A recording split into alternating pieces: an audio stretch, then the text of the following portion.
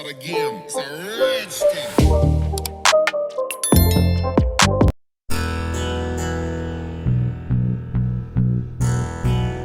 Hi అండి, welcome to షాన్వీస్ kitchen. ఈరోజైతే మరో మంచి స్వీట్ ఐటెంతో మీ ముందుకు వచ్చాను. అది ఏంటో ఎలా చేయాలో ఇప్పుడైతే చూసేద్దాం. ఇంట్లో పిల్లలు ఉంటున్నారు, ఏదో ఒకటి చేసి పెట్టాలి కాబట్టి ఈరోజైతే స్వీట్ ఐటెం వచ్చిందన్నమాట ఆ లైన్లో. ఇప్పుడు మా ఇంట్లో ఉన్న గుమ్మడికాయ నీరుతో నేను చక్కగా సగ్గుబియ్యం వేసి పిల్లలకి చల్లగా ఉంటుందని చెప్పి చేసి పెట్టాను. ఆ స్వీట్ ఎలా చేసుకోవాలో ఏంటో ఇప్పుడైతే వీడియోలోకి వెళ్ళి ఇలా చేసుకుని వచ్చేద్దాం రండి. సగ్గుబియ్యం అయితే పావు కప్ తీస్తున్నాను.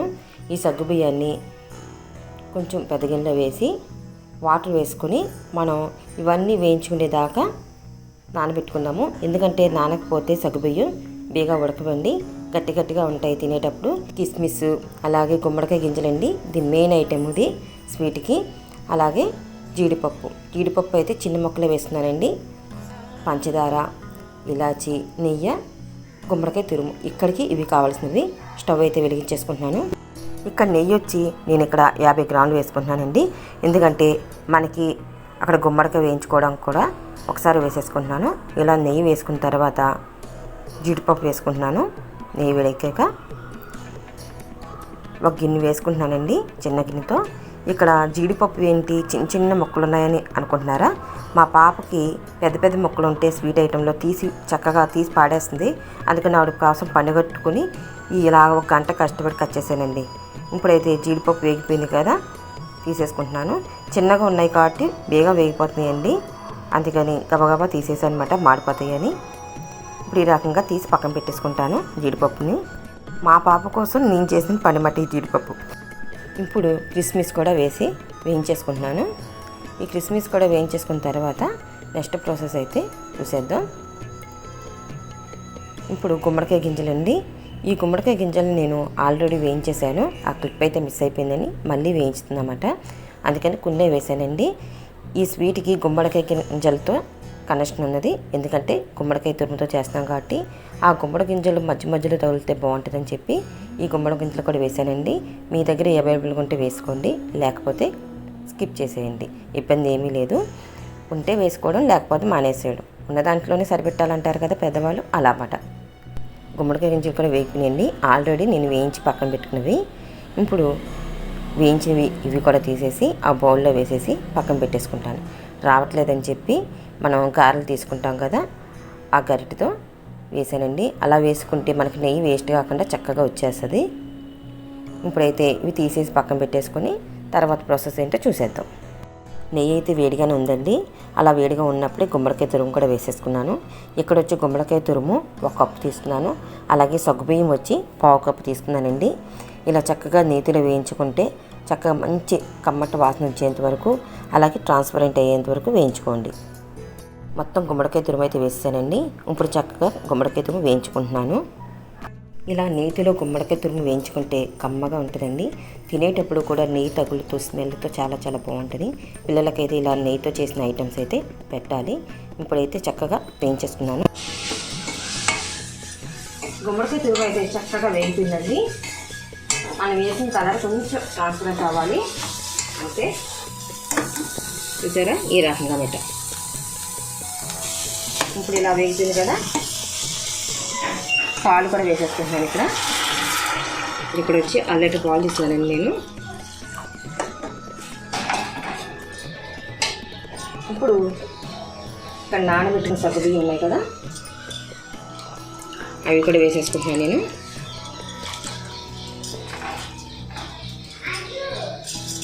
ఇప్పుడు చిన్న మంట పెట్టేసుకుంటే మెల్లగా ఉడుకుతుంది, కానీ కలుపుతూనే ఉండాలి. కలుపుతూ ఉంటే ఏంటంటే పాలు వేసాం కదా, చక్కగా క్రీమీ స్ట్రక్చర్ వస్తుందన్నమాట. ఇంకొక 10 నిమిషాల తర్వాత చూద్దాము. అంటే సగ్గుబియ్యం ఉడకడానికి మినిమం ఒక 15 నిమిషాలు పడతాయి కదా, అందుకని కలుపుతూనే ఉండాలి. అందులోకి ఇది స్టీల్ గిన్నె కదా, ఉత్తనే మాడిపోయింది. ఇలా కలుపుతూ ఉంటే పాలు చక్కగా ఈ క్రీమీ స్ట్రక్చర్ వస్తుందన్నమాట. ఇప్పుడు చూసారా, సగ్గుబియ్యం ఉడికేటప్పుడు చక్కగా అయిపోతుంది. స్వీట్కి వచ్చి నేను 1 కప్పు పంచదార వేసుకున్నాను. అలాగే కొంచెం వాటర్ వేసుకున్నాను. వాటర్ వేసేసి ఇలా కలిపేసుకుంటే కరిగితే చాలండి పంచదార, మనకు పాకం రావాల్సిన అవసరం లేదు. రెడీ అయిపోయిందండి, చక్కగా ఉడిగిపోయింది. సేమియా మనం వేసిన కద్దు తురుము చక్కగా ఉడికిపోయినాయన్నమాట. ఇప్పుడు ఇక్కడ నేను యాలక్కాయ పొడి, పంచదార వేసి యాలక్కాయ పొడి దంచేసానండి.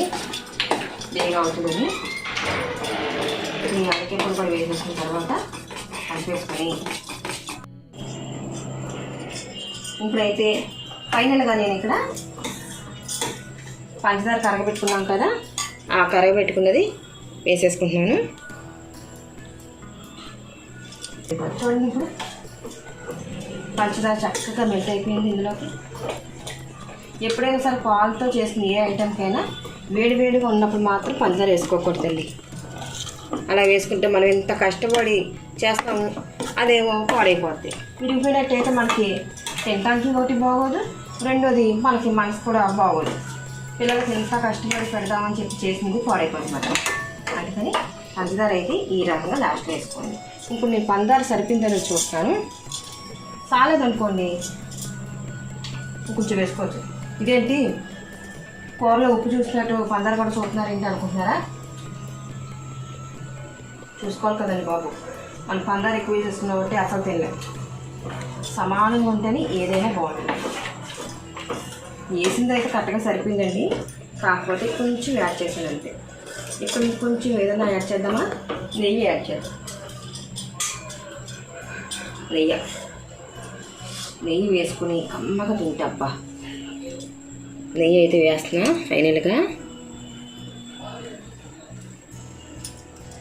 బా కొమ్మలాడుతుంది ఇప్పుడు స్వీటు. వావ్, ఇప్పుడు దాకా ఒక ఎత్తు అయితే నెయ్యి వేసిన తర్వాత ఆ సువాసనతో ఇంకో రకంగా ఉందన్నమాట. ఇదిగోండి ఈ రకంగా. మనం దీనికి ఏం పేరు పెట్టాం? కీర్ అన్నమాట. చాలా చాలా టేస్టీగా ఉంది. ఫైనల్గా గార్నిష్తో సర్వింగ్ బౌల్తో మీ ముందుకు వచ్చేస్తాం. ఫైనల్గా నేను చేసిన కీర్ అండి. చూడటానికే కాదు, తినేటప్పుడు కూడా చాలా చాలా అమేజింగ్గా ఉంటుందన్నమాట. ఇప్పుడైతే నేను కొంచెం పైనుంచి నెయ్యి వేస్తున్నాను. అలాగే జీడిపప్పు, కిస్మిస్, గుమ్మడికాయ గింజలు. మనం గుమ్మడికాయతో చేసిన ఐటెంని గుమ్మడికాయ గింజలతోనే డెకరేషన్ చేసుకున్నాం. చూసారా ఎంత కాంబినేషన్ ఉన్నదో? ఇప్పుడు ఇలా కొంచెం వేయండి. ఫైనల్గా అయితే కీర్ చూడండి ఎలా ఉందో ఒక్కసారి లుక్ వేసుకోండి. బాగుందా? నచ్చిందా? అయితే ఇంకెందుకు ఆలస్యం, మీరు కూడా చేసి పిల్లలకి మీ వారికి పెట్టండి. ఈ వేసవకాలంలో ఇలా సగ్గుబియ్యంతో చేసిన కొన్ని ఐటమ్స్ పిల్లలకు పెట్టండి. ఎందుకంటే చాలా కష్టపడి ఆడుకుని వస్తారు కాబట్టి ఇలాగా కొంచెం డిఫరెంట్గా వాళ్ళకి శక్తినిచ్చేవన్నీ కూడా చేసి పెట్టాలన్నమాట మనం.